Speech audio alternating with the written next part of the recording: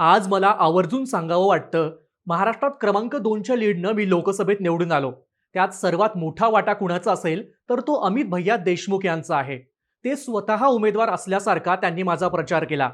ही वाक्य आहेत धाराशिवचे खासदार ओमराजे निंबाळकर यांची. लातूरमध्ये अमित देशमुखांच्या प्रचारादरम्यान ओमराजे निंबाळकर यांनी अमित देशमुखांसाठी हे उद्गार काढले होते. खरं तर लोकसभा निवडणुकीनंतर महाराष्ट्रात काँग्रेसच्या ज्या स्थानिक नेत्यांचा उदय झालाय, त्यामध्ये लातूरच्या अमित देशमुख यांचं नाव अग्रक्रमानं घ्यावं लागेल. लोकसभा निवडणुकीत लातूरचा उमेदवार निवडण्यापासून ते प्रचाराची धुरा स्वतःच्या खांद्यावर घेऊन त्याला निवडून आणण्यापर्यंत देशमुखांनी लोकसभेमध्ये काम केलं.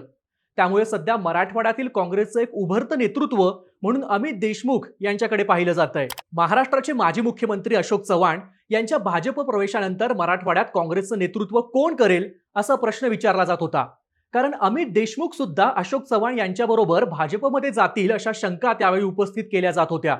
पण अमित देशमुखांनी भाजपचा रस्ता न धरता काँग्रेसला मराठवाड्यात रिवायवल दिल्याचं बोललं जातं.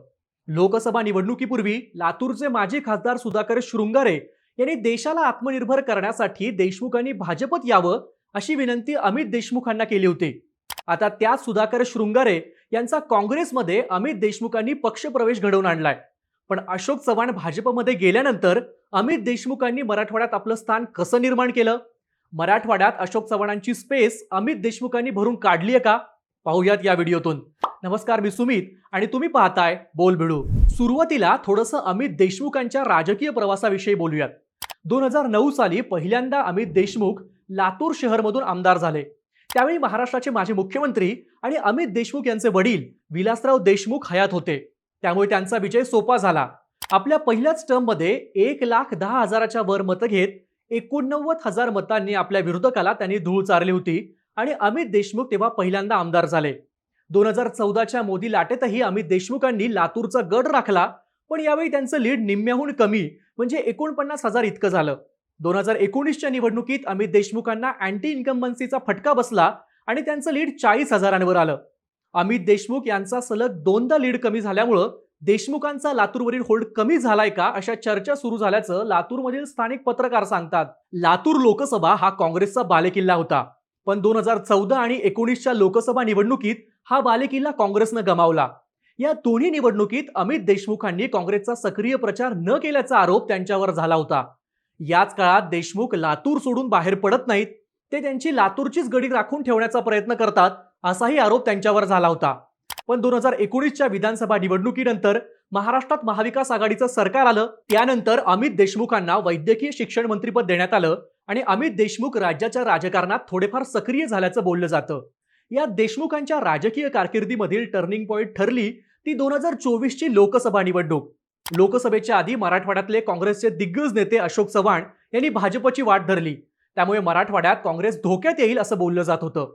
पण त्यावेळी लातूरमध्ये काँग्रेसचा खासदार निवडून आणण्याची जबाबदारी अमित देशमुखांनी घेतली. त्यांनी लातूरचे विद्यमान खासदार डॉक्टर शिवाजी काळगे यांचा सक्रियपणे प्रचार केला. यात त्यांच्या परिवारातील सर्व लोक सहभागी देखील झाले. यात काँग्रेसचे डॉक्टर शिवाजी काळगे यांनी भाजपच्या सुधाकर शृंगारे यांचा पराभव केला आणि यात सगळ्यात मोठा वाटा अमित देशमुख यांचा होता असं म्हटलं जातं. त्यामुळे अमित देशमुख मराठवाड्याच्या काँग्रेस नेतृत्वात अशोक चव्हाण यांची पोकळी भरून काढत असल्याचंही बोललं जातं. आता याचं पहिलं कारण म्हणजे अमित देशमुखांनी लोकसभा निवडणुकीत मराठवाड्यात केलेला प्रचार. नुकत्याच झालेल्या लोकसभा निवडणुकीत अमित देशमुख फक्त मराठवाड्यापुरते मर्यादित राहिले नाही, तर त्यांनी इतर ठिकाणी सुद्धा आपली ताकद दाखवून दिल्याचं सांगितलं जातं. लोकसभा निवडणुकीत लातूरच्या देशमुखांनी धाराशिवमध्ये ठाकरे गटाच्या ओमराजे निंबाळकर यांचा सुद्धा प्रचार केला. त्यामुळे ओमराजे निंबाळकर यांना औसा विधानसभेतून 34,000चं लीड मिळालं होतं. नांदेड लोकसभेत अशोक चव्हाण भाजपमध्ये गेल्यानंतर नांदेड लोकसभेची जबाबदारी अमित देशमुखांनी घेतल्याचं बोललं जातं. या निवडणुकीदरम्यान नांदेडमध्ये अनेक सभा अमित देशमुखांनी घेतल्या होत्या. जालना लोकसभेतही अमित देशमुखांनी खासदार कल्याण काळेंचा प्रचार केला होता. आता अमित देशमुखांनी प्रचार केलेल्या 4ही लोकसभेत महाविकास आघाडीचे उमेदवार निवडून आले. थोडक्यात आधी काँग्रेससाठी जे काम अशोक चव्हाण करत होते तेच काम आता अमित देशमुख करत असल्याचं म्हटलं गेलं. त्यामुळे मराठवाड्यात अशोक चव्हाण यांची स्पेस अमित देशमुखांनी भरून काढल्याच्याही चर्चा आहेत. अमित देशमुख यांनी मराठवाड्यात अशोक चव्हाणांची स्पेस भरून काढली असं म्हणण्याचं दुसरं कारण म्हणजे अमित देशमुखांना काँग्रेसमध्ये मराठवाड्यात नसलेला स्पर्धक. काँग्रेसपुरता विचार करायचा झाल्यास मराठवाड्यात काँग्रेस नांदेड आणि लातूर जिल्ह्यापुरती मर्यादित झाली आहे. विधानसभेच्या काँग्रेसमधील तिकीट वाटपावरून सुद्धा हीच गोष्ट दिसून येते. मराठवाड्यात काँग्रेसनं 15 उमेदवार दिलेत. त्यापैकी 10 उमेदवार नांदेड आणि लातूर जिल्ह्यातून येतात. यात नांदेड जिल्ह्यात काँग्रेस कमकुवत नसली तरी इथं संपूर्ण जिल्ह्यात प्रभावी असणारा नेता नाही. त्यामुळे नांदेडची जबाबदारी आपसुकच अमित देशमुख यांच्याकडे येते. लातूर जिल्ह्यात देशमुखांनी काँग्रेस अंतर्गत स्पर्धकच उभा राहू दिलेला नाही. त्यामुळे लातूर जिल्ह्यात त्यांच्या अस्तित्वाला चॅलेंज करेल असा नेता सध्या तरी दिसत नाही. मराठवाड्याच्या इतर जिल्ह्यात म्हणजे बीड, परभणी, संभाजीनगर, धाराशिव, हिंगोली इथं काँग्रेस कमकुवत स्थितीत आहे. त्यामुळे इथं काँग्रेसचे नेते मोठी फोर्स म्हणून समोर येतील अशी शक्यता कमीच आहे. या सगळ्यात नामनिराळे अमित देशमुख ठरतात. कारण अमित देशमुख यांच्यापाशी विलासराव देशमुख यांची लिगसी आहे. त्यांचं लातूर परिसरात संस्थात्मक राजकारण मोठं आहे. त्यामुळे मराठवाडा काँग्रेसमध्ये त्यांचं वजनही आहे. अमित देशमुखांकडे असणाऱ्या या गोष्टींमुळे त्यांनी अशोक चव्हाण यांची स्पेस भरून काढल्याच्या चर्चा आहेत. कारण अशोक चव्हाण काँग्रेसमध्ये असताना त्यांना मराठवाड्यात आव्हान देईल असा नेता निर्माण झाला नव्हता.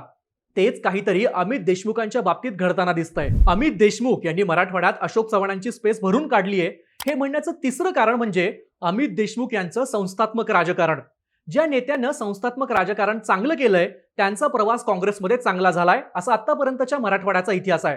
त्यामध्ये शंकरराव चव्हाण, विलासराव देशमुख, देशाचे माजी गृहमंत्री शिवराज पाटील चाकूरकर यांचा देखील समावेश होतो. अमित देशमुखांना संस्थात्मक राजकारणाचा वारसा वडील विलासराव देशमुख यांच्याकडून मिळाला. विलासराव देशमुख गेल्यानंतरही लातूरच्या संस्थात्मक राजकारणावर देशमुख परिवाराची एक हाती सत्ता आहे. यात 4 साखर कारखाने, लातूरमधील शिक्षण संस्था यांचा समावेश होतो. यासोबत देशमुख परिवाराचे संबंध सर्व राजकीय पक्षातील नेत्यांबरोबर आहेत, ज्याचा फायदा त्यांना सातत्याने होत आलाय. नांदेडच्या अशोक चव्हाण यांचं नेतृत्व सुद्धा असंच होतं.